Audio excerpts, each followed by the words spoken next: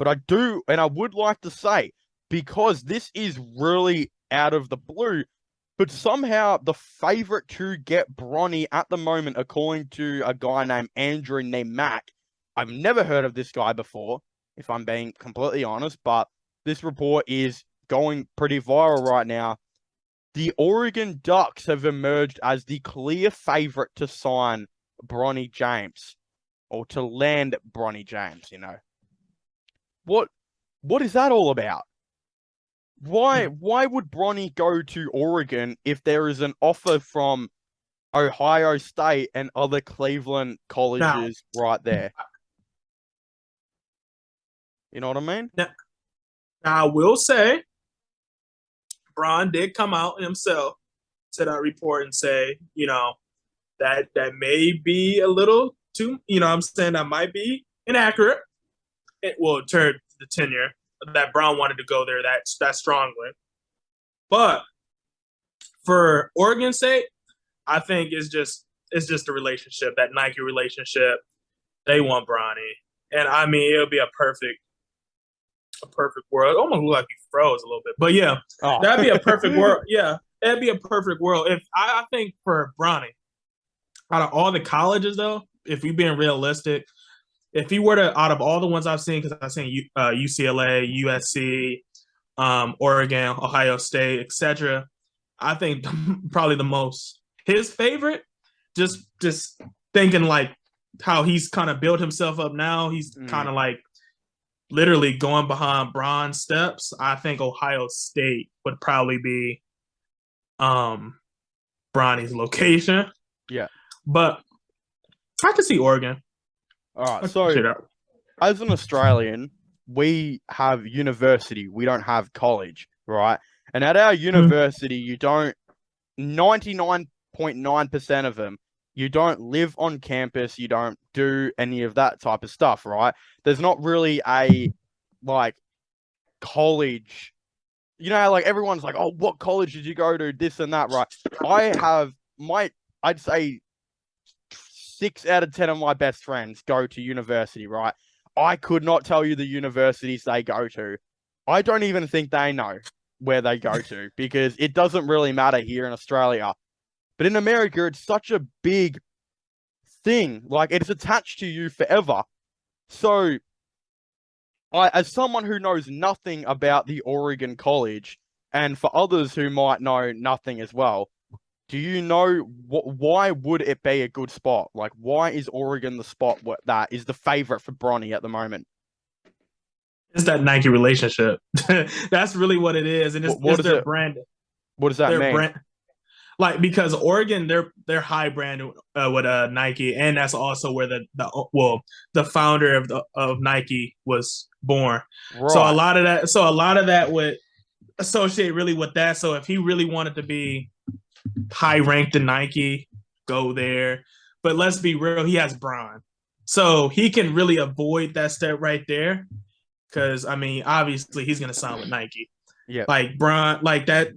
So it would be just that relationship there. Ohio State, on the other hand, if you've ever been to Ohio State, anybody who's watching this who's been to Ohio State, you know how big that campus is. Like the culture of Ohio State when it comes to sports is amazing. You're not telling them. Oh, and actually, let me put some respect on the name because it's the Ohio State now. When you say that name, you know that the Ohio State is great when it comes to sports. They're not playing games, and they're not accepting less. Oh, their football is insane. They always have major guys get drafted. In the NBA, it hasn't been as much recently, but to be fair to them, it's still as well. I think in 2015 to 17, they still had a good period. They had like D'Angelo Russell. I forgot his name. Is it Cadus Diop or something like that? I think he went there. And then Jashawn Tate, who played for Ohio State, went to the NBL and played for the Sydney Kings, I think. And then he's now playing at the Houston Rockets. So they had a little bit of a decent run. But yeah, there's also the indication as well as a lot of people are saying whatever college lands Bronny could actually be the NBA team as well.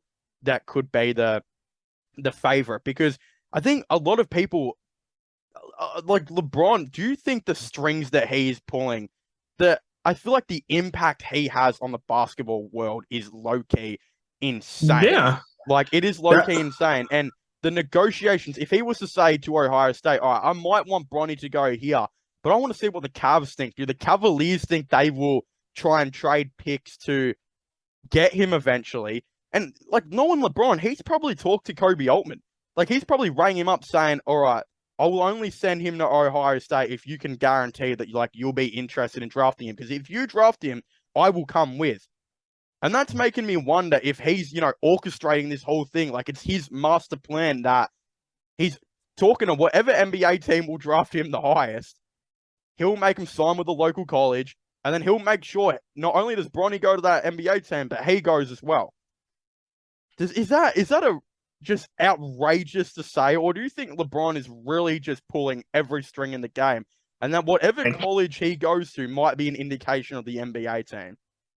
I don't know if it's an indicator of the team he's going to, but I do agree with you that he's pulling the strings. That's why I said earlier, if you really just look at why he completely canceled up the G League, you got to understand why.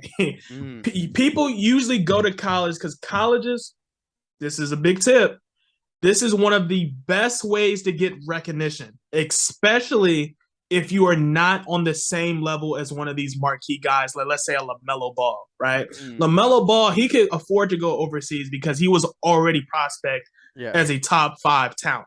Oh, well, it was case closed. That. The NBL is way more televised than what the G League is. Like, I have never seen the G League on a TV before. Never, ever have I seen that. The NBL is on every Australian and New Zealand station. I think it's on a lot of the Asian ones as well. And not just that, when LaMelo was in the NBL, they were televising a bunch of games to America. And even before the draft started, I remember they televised one of Josh Giddey's games because he used to play for Adelaide.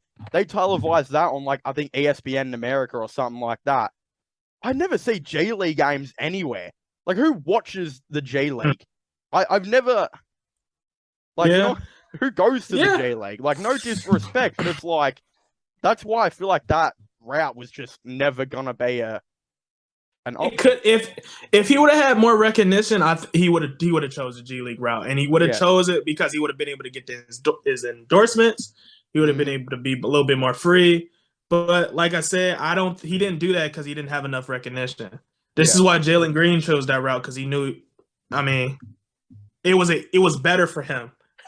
like in how the NBA looks at things. Like, I know you said with it when he went to Australia, it was televised, but you still got to know it still had that stigma where they was still saying LaMelo Ball is not really playing any true competition, even though it was probably true competition down there. But but that stigma, like, each one has its stigmas. But that college one, I know for sure he picked that because he needed to build himself up a little bit more, which is a Bron decision.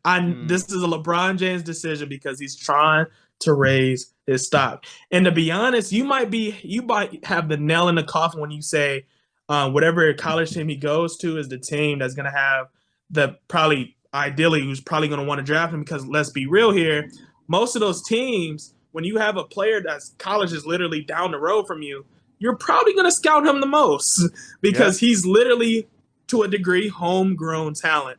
And this is why typically talent who is usually close in proximity to those teams is usually drafted, because that's who they see, right? This is why DeAndre Ayton was so heavily favored in Phoenix, because he went there. And this is why you might be right. That's why I think LeBron could low-key be maybe pulling a string or two. Through the wastelands, through the